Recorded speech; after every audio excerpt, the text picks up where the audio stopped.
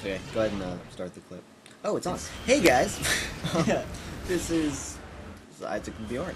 We're bringing you Ratchet and Clank Future Tools of Destruction, segment 10 of our speedrun. Oobleck Passage. Like, again, very fast load. For some reason, all the really long planets are really fast loads. Like, Sargasso load is really, really short. And, obviously, Oobleck Passage, too. And Oobleck Passage is Razor Claw, Love Fest, and then Slack. There's one pretty awesome short little skip coming up here in a second. Oh, right. Yeah, it's okay. It's just one of those little ones that's like quick time saver by just jumping somewhere that I guess they didn't expect you to jump, but totally works. Yeah. Another rogue battle. This is the third rogue that we fight, and he has a lot of experience. Like, as you can see, he didn't even kill him, and it got it like a fourth of V4 to V5. So now we're finally V5. And as the nice little Gadgetron woman is telling us, it dual streams of incineration or something. And here's the skip. Yeah, just jump and glide. No need to use that little thing. And then here's the major mistake of Oobleck. That definitely destroyed our runs time. I don't feel comfortable posting a run with that quality of play. We might end up actually taking this video down and redoing this segment and the segment that follows it. And then we'll cry in the corner for a long time. Cut ourselves. With razor claws. Yeah, so this climb is actually a lot more difficult than it seems like, because if you get too close to the edge, sometimes rats will just ignore that there's solid material there, and they'll just go straight through it. So you have to stay pretty high up, and... And it's slanty, it's kind of diagonal, and you have to, like, keep on the slant, so you have to go up and sideways a little bit. So it's sort of annoying. It's just awkward. And then switch to the helipack for air clawing. This is the first usage of air claw. The first one failed, obviously. Then the second one, you can see that clearly gets you much more distance than just regular gliding does, which is important to get across that gap. And then look at Slag's health. Slag is a more powerful, supposedly, boss than the Kerchu Guardian, and he has a lot more health. Yeah, he has like 3 times as much health. And as you can see... It's just going, gone. It takes no time at all with the V5 Pyroblaster. It's 20% stronger, and then you double that. So... Clearly, the upgrade in between V4 and V5 is what makes this battle doable. And then I totally thought I was dead here. He just, like, rushes me and then just stops. He is not exactly a strategic mastermind. Yeah. Start backflipping. I don't take this fight too seriously. It's a very easy fight. With the V5 Pyroblaster, it used to be... We used to almost not be able to get past it, even with V5 Tornado Launcher and everything like that. At this point in the run. But with the V5 Pyroblaster, it's laughable. It's effortless. Yeah, I mean, as you can see, like, I think he swings his little arm here. Yeah, that was real effective, Slag. And then he's already dead again. I mean, the only reason that this fight takes any time at all is there's this stupid multi-stage structure where they have him jump back up there and then... Say something retarded and his little minions come down. Pete, I'm a butt pirate. I've been looking for booty. There she blows. It's Moby Dick. And he's dead. I mean, in the time that it took for us to make inappropriate butt pirate jokes, he's already dead. Yeah. And then the audio glitched out there. That's not recording quality or anything. The game just does that. There are a few cutscenes where if you skip them quickly enough, it'll just, like, repeat the first, like, 2 seconds of the, or, like, half a second, maybe, of the, audio several times, which can be quite humorous at times. The Quark one is great. Yeah, there's one in Mukau where Quark just repeatedly makes his little fail noise. Now we're going to Repor. Repor is typically a very annoying planet in a regular style playthrough. There's a lot of fighting, you have to murder like 1 billion enemies, and there's lots of really tough enemies, but we just razor claw it. No need to do the Clank area, no need to do anything awkward like that. Just skip a cutscene, do some gliding, yeah, and... Ooh, circular on rails part. Yes. It always looks like, I'm not sure if it's just the way that the game draws things, like the foreshortening aspect of the engine, I guess, or what it is, but it always seems like the little skydiving segments get narrower as you fall further. Because you have to land in a little place that makes you land, basically.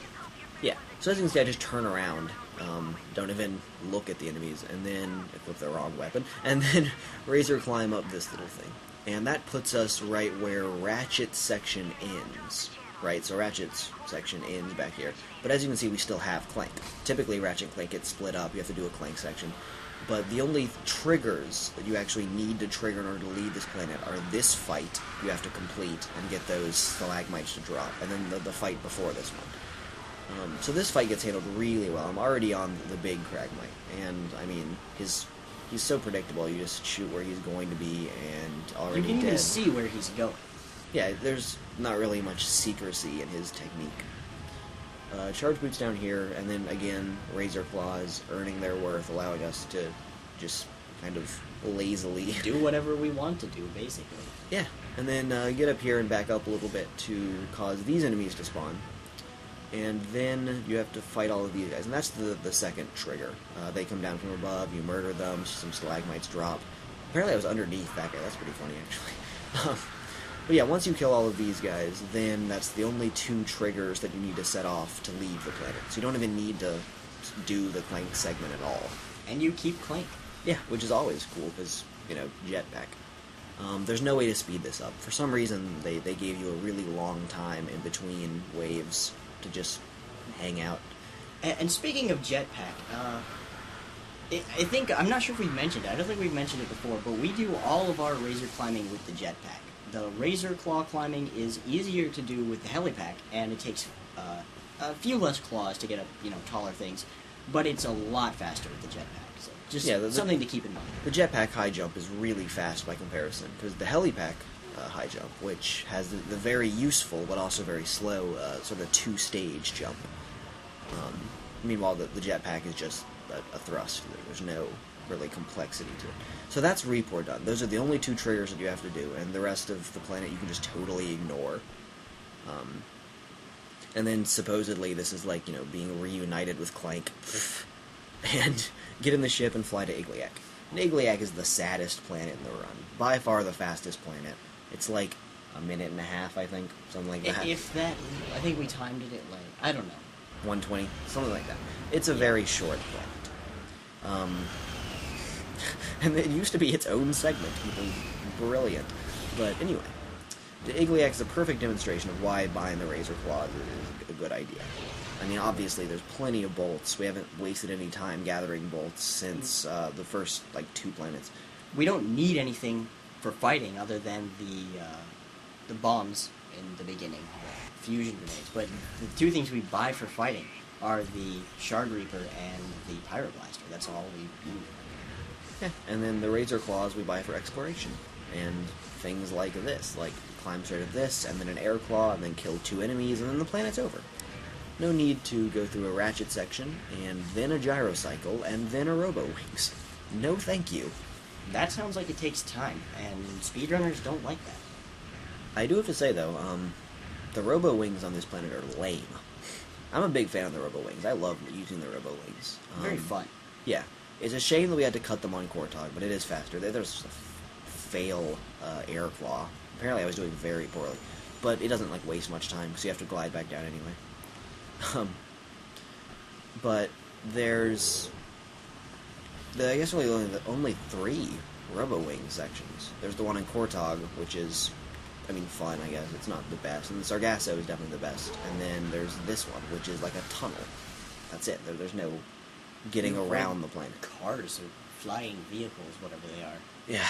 And there's a few skill points associated with it, of course. But yeah, that was Igliak. That was it. Hope you didn't blink. And that is the conclusion of segment 10, which is, there are only 11 in the run. We're now flying to the Lombax Ruins for the final confrontation with Tachyon. Gasp. Pyroblaster time. Oh, gasp. Fire. The Fastoon load isn't that bad, actually. It's probably one of the 20-second ones. The load times actually add a significant portion of this run, which is why I'm glad that it was not just one planet per segment, because that would have wasted even more time. Yeah. But, as soon as you skip that cutscene, just pop open the menu, do a hard save, and only one segment left. That's it, guys. See you for segment 11. Bye, guys.